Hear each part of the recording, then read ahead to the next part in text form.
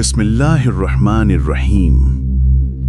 बहुत ज़माना पहले एक कौम गुजरी जिसे कुरान ने कौम आद कहा है।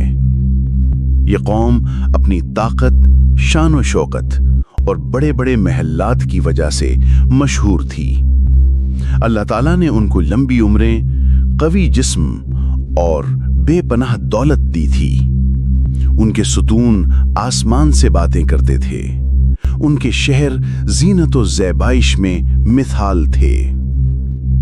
मगर अफसोस, ये सब नेमतें उन्हें शुक्रगुजार नहीं बनाती, बल्कि वो गुरूर और तकब्बुर में डूब गए।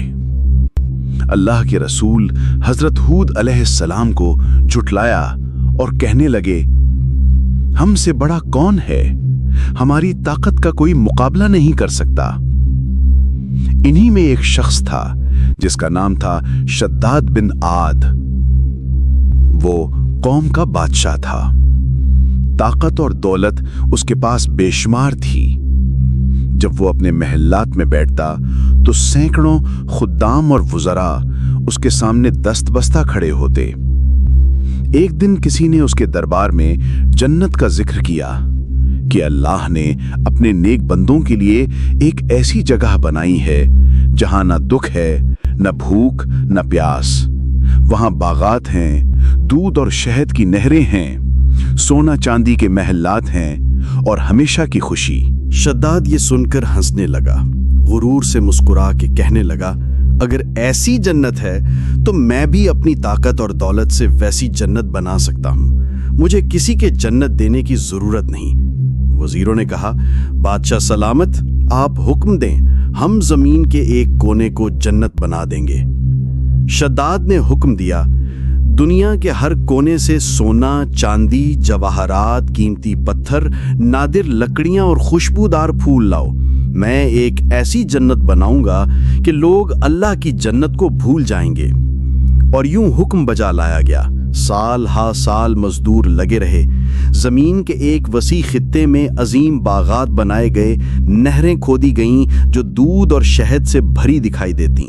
सुतून बनाए गए जो सोने और हीरे से मुज़य्यन थे। दरवाजे चांदी और मोतियों से चमकते थे। शद्दाद खुश था। जब जन्नत तैयार हो गई तो उसने कहा, अब वो दिन आ गया है जब मैं अपनी जन्नत देखूंगा। दुनिया को दिखाऊंगा कि शद्दाद की ताकत क्या है। वो अपने लश्कर और वजीरों के साथ शान और शौकत से निकला। हाथियों और घोड़ों पर बैठकर काफले जन्नत की तरफ रवाना हुए।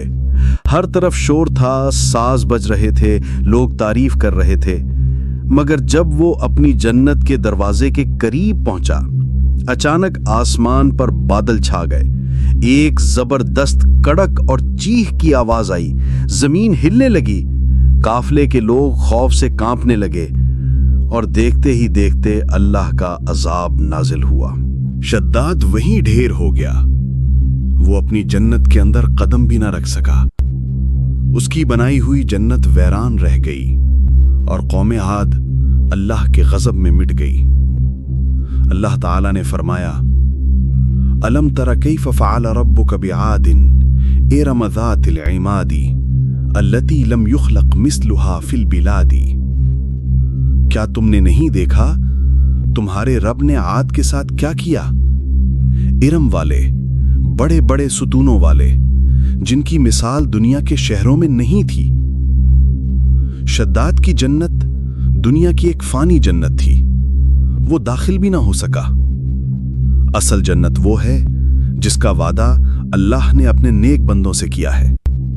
वो जन्नत ईमान, सब्र और नेकी से मिलती है, न कि गुरूर और दौलत से। ये दुनिया की जिंदगी धोखे का सामान है और आखिरत ही असल घर है। अगर आपको ऐसी इस्लामी वीडियो चाहिए तो मेरे YouTube चैनल को सब्सक्राइब करें।